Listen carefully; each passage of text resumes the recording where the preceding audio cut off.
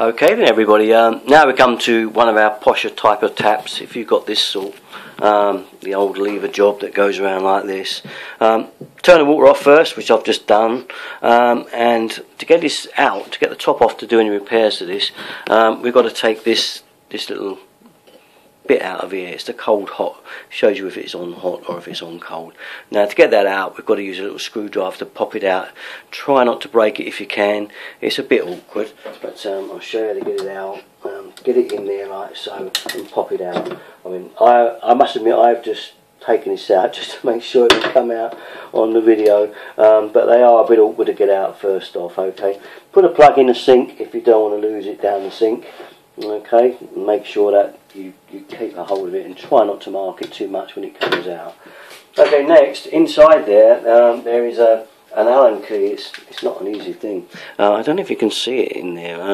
If I can shine the torch in there, let's see if I can move the camera up a bit, and you might be able to look inside there and see that there's like an Allen key. If I can get a light on there, there it is. I'll get the torch in there. There isn't actually an Allen key. Can you see that there? There it is. So it's not as simple, straightforward like the other taps. We've got an Allen key there. We've got to get that undone. So that's holding the top on. So we'll pull the camera back here. Okay, so that's down there. Now this is I've already found out the size. I can't remember the exact size now. I took it out of the box. It was a number 2, I think. But you can see there the size. You may have to go trial and error, but that's the size for this Allen key thing. Now all you got to do is stick this in the hole there.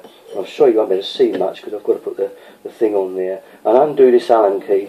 Okay, once that's undone, I've got it off now. Now don't forget to put your plug in there or get a bowl there to lose any bit, because this just pops off after that. Okay, there's the top of it off. Okay, if you do your repair. Now inside there will be the screw. There's the screw that we just taken out. Okay, so put that with your other 3 bits there. Just keep them together. So I'll just move the camera there. Now there will be a little cap here. This should undo with your fingers. If you can do it hard, anti-clockwise, it should come off. And there we go. She's gone. If not, you will need grips again.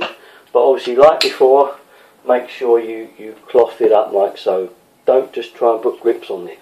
It will mark it. Normally 9 times out of 10 is undo with your hand. Once you've got that off, you'll see that there's a nut and thread here. Now it's the next bit to come off. This is a bit more awkward. I'm going to show you now. I've got a big sort of small adjustable spanner, but you will need an adjustable spanner for this. It's the easiest way rather than trying to find a big spanner. Unless you've got a mechanic car kit out there, then you can undo it. This undoes fairly easily. Okay, it's not tight. Okay, undo that nut and pull that out of there. Obviously, as I said before, make sure you've got the water off before you do this, and pull it out. Once you've got it out, you'll see it's a 3-ring diaphragm thing. It's a really odd piece of kit. I'd advise, if possible, to buy the whole piece of this rather than splitting it here and trying to get washers in there. The ceramic disc.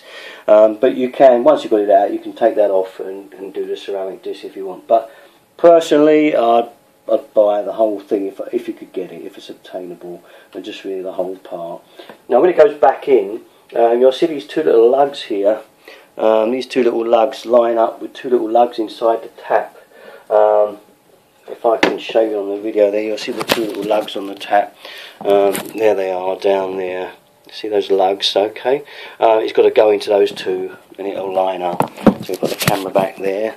Okay, and we'll line that up with the 2 little lugs. You'll feel it drop in. It will simply sit in there. You know you've got it because it sits in. I can feel it there now.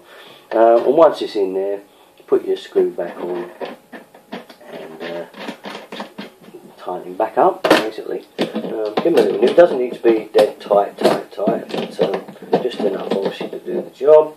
So put it in there, and that will be that. Way. Let's get him in there out. That's it, just a little bit. Put your cover back on. Okay. And then the most awkward bit now is just getting this back on, because you've got to get that screw back in there.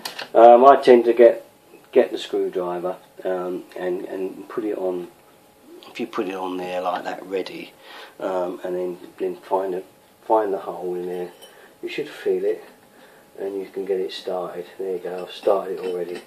And she's in. Okay, that's the way I get it in, and that's got the screw in. And get your screwdriver, give it a little knock up like so, and take that out, and get your little button again. Okay, and get it round the right way. Alright, cold goes to the right, hot to the left, like so. Okay, you can see that. Hoping the light's good enough for you. Get it around about smack in the middle if you can, and push. And that's it, we're in. Turn your water back on, and that one should be up and running, and we should be okay with that. If I'm saying you're going to repair, that would be it. There we are, she's back on and running, and there you go. Okay, we move on to the next taps.